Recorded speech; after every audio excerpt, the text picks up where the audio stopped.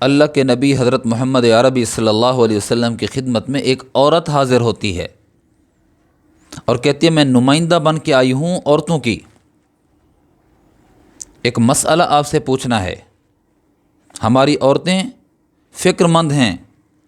آقا علیہ الصلوۃ والسلام نے فرمایا خیریت تو ہے، عورتیں کیوں پریشان ہیں، کیوں فکر مند ہیں، کس چیز نے ان کو فکر میں ڈالا ہوا ہے؟ سوچیں، ہماری عورتیں ہمارا نان نفقہ پورا کرو، ہماری آزادی، ہمیں آزادی دو، ہمارے حقوق ہیں حقوق ادا کرو۔ عورت کس لیے آتی ہے؟ نمائندہ بن کر آتی ہے۔ یا رسول اللہ عورتیں پریشان ہیں، عورتیں فکر مند ہیں۔ آقا علیہ الصلوۃ والسلام نے فرمایا بتاؤ کہ کون سی پریشانی ان کو لاحق ہے، کون سی فکر میں وہ لوگ مبتلا ہیں، خواتین مبتلا ہیں۔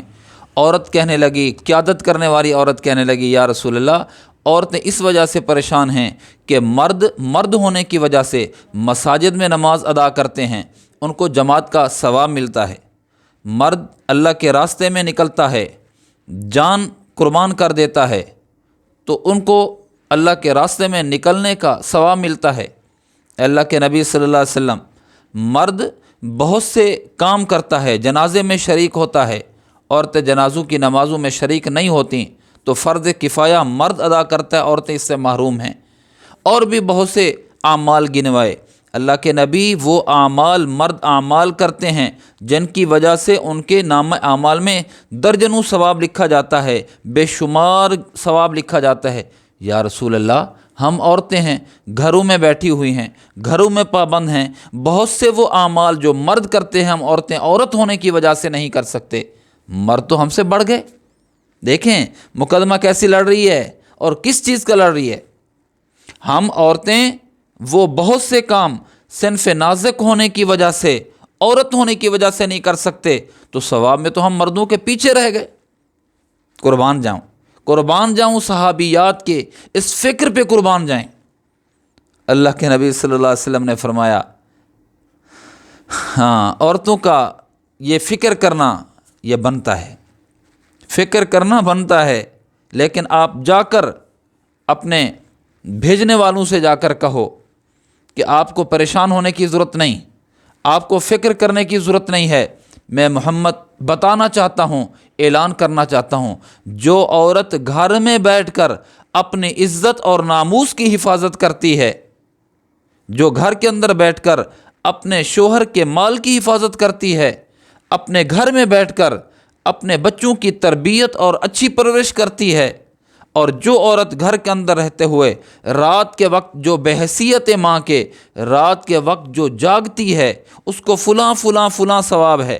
جو ماں رات کو جاگتی ہے اپنے بچے کو سکھ اور سکون دینے کے لیے یا کسی دیگر غرض کی وجہ سے جاگتی ہے، اس کو اس مجاہد کا ثواب ملتا ہے جو سرحد پر ٹھہر کر دشمن سے حفاظت کرنے کے لیے سرحدوں میں جاگتا ہے۔ اس عورت کو رات کو جاگنے کا یہ ثواب ملتا ہے۔ تو عورتوں کو پریشان ہونے کی ضرورت نہیں ہے، عورتیں بھی ثواب میں مردوں کے برابر شریک ہیں۔ یہ اعمال کر کے تو میری بیٹی ہو، میری بہن ہو، میری بچی ہو، میری ماں ہو، اور مسلمان بہن و بیٹی ہو، یہ مقدمہ لڑا ہے تمہارا نبی علیہ الصلوۃ والسلام کی صحابیہ نے، اور وہ آپ کے لیے اور میرے لیے، ہماری خواتین کے لیے، آپ کے لیے بہت کچھ بتلا گئیں۔ اللہ کے نبی سے بہت کچھ پوچھ گئی ہیں۔ آپ گھروں میں رہیے، شرعی پردہ کیجئے، عزت و ناموس کی حفاظت کیجئے۔ آپ مردوں سے ثواب میں پیچھے نہیں ہیں، آپ مردوں میں اجر میں پیچھے نہیں ہیں، آپ اجر کے اعتبار سے، زینے کے اعتبار سے، مقام کے اعتبار سے مسلمان مرد سے پیچھے نہیں ہیں۔ شرط یہ ہے کہ اپنی زندگی اس ڈھب سے گزاریں جس ڈھب سے اللہ کے نبی صلی اللہ علیہ وسلم نے بتائی ہے۔ اگر عورت اپنی عزت و ناموس کی، اپنے پردے کی حفاظت کرتی ہے، اپنی اولاد کی صحیح تربیت کر کے جاتی ہے، اپنے مرد کو بے جا تنگ نہیں کرتی، اس کو حلال کموانے کا اہتمام کراتی ہے، تو ایسی عورت مردوں کے اجر کے حساب سے برابر شمار کی جائے گی۔ آپ ہمت کیجئے، نیکی کیجئے، اور مردوں کو نیکی کا خوگر کیجئے، اجر آپ کا منتظر ہے۔